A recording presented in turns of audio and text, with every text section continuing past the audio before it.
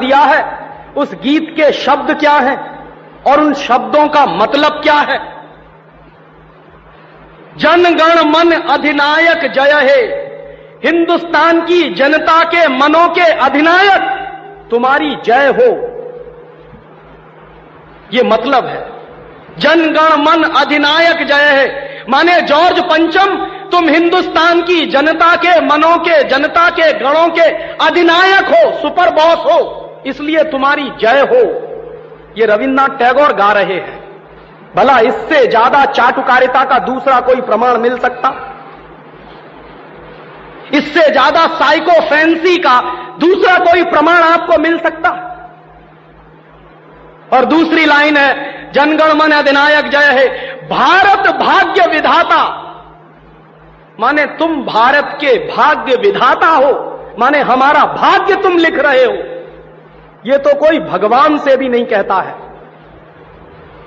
लेकिन रविन्द्रनाथ टैगोर ने तो हिंदुस्तान के साम्राज्यवादी राजा का प्रतीक जो जॉर्ज पंचम था, उसको भगवान से भी ऊपर रख दिया था कि तुम तो भारत के भाग्य विधाता हो।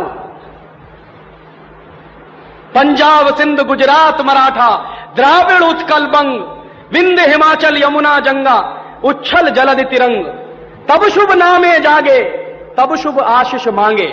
माने पंजाब सिंध गुजरात मराठा द्राविड़ उत्कल बंग, ये सारा हिंदुस्तानी इलाका तुम्हारे लिए आशीष मांग रहा है, तब शुभ आशीष मांगे, तुम्हारी भलाई की प्रार्थना कर रहा है। ये पूरा हिंदुस्तान जो अंग्रेजों की गुलामी में सिसक रहा था, उसको रविन्द्रनाथ टैगोर लिख रहे हैं कि ये सारा का सारा हिंदुस्तान तुम्हारे लिए आशीष मांग रहा है, तब शुभ आशीष मांगे। और वो सारी की सारी आशीष हम तुमको दे रहे हैं अपनी तरफ से। और अंत में जनगण मंगलदायक जय है, भारत भाग्य विधाता, वही भारत के भाग्य विधाता तुम्हारा मंगल हो, तुम्हारा कल्याण हो।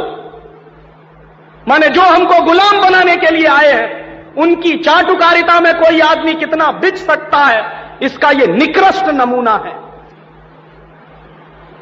और अंत में वो कह रहे हैं कि जय है जय है जय है, माने तुम्हारी ही जय है, तुम्हारी ही जय है, तुम्हारी ही जय है। ऐसा गुलामी का प्रतीक गीत ये गुलामी के दिनों में गाया गया एक ऐसे हिंदुस्तानी की तरफ से जिसको शायद आप बड़े श्रद्धा की नजर से देखते हैं। और ये गीत जब गा दिया था उन्होंने और चरणों में बिछ गए थे रविन्द्रनाथ टैगोर, तब अंग्रेजों ने उनको नोबेल प्राइज दिलवा दिया था पुरस्कार के रूप में। रविन्द्रनाथ टैगोर को ऐसे ही नोबेल प्राइज नहीं मिला था। अंग्रेजों ने कुछ नियम बनाए थे, कुछ परंपराएं बनाई थी। और अंग्रेजों के नियम क्या थे? जो अंग्रेजों की जितनी ज्यादा चाटुकारिता करे, जो अंग्रेजों के जितने ज्यादा पैर चाटे, उसी को अंग्रेजी सरकार राय बहादुर का खिताब देती थी। उसी को अंग्रेजी सरकार हिंदुस्तान में और इंग्लैंड में नाइटहुड की पदवियां दिया करती थी। ऐसे ही लोगों को अंग्रेजों की तरफ से इनाम मिलते थे, क्योंकि वो अंग्रेजों के चरण चाटते थे और हिंदुस्तान को गालियां देते थे। और ऐसे चरण चाटू लोग आपने नाम सुना है, हिंदुस्तान के राजाओं के दरबार में कुछ चारण और भाट हुआ करते थे।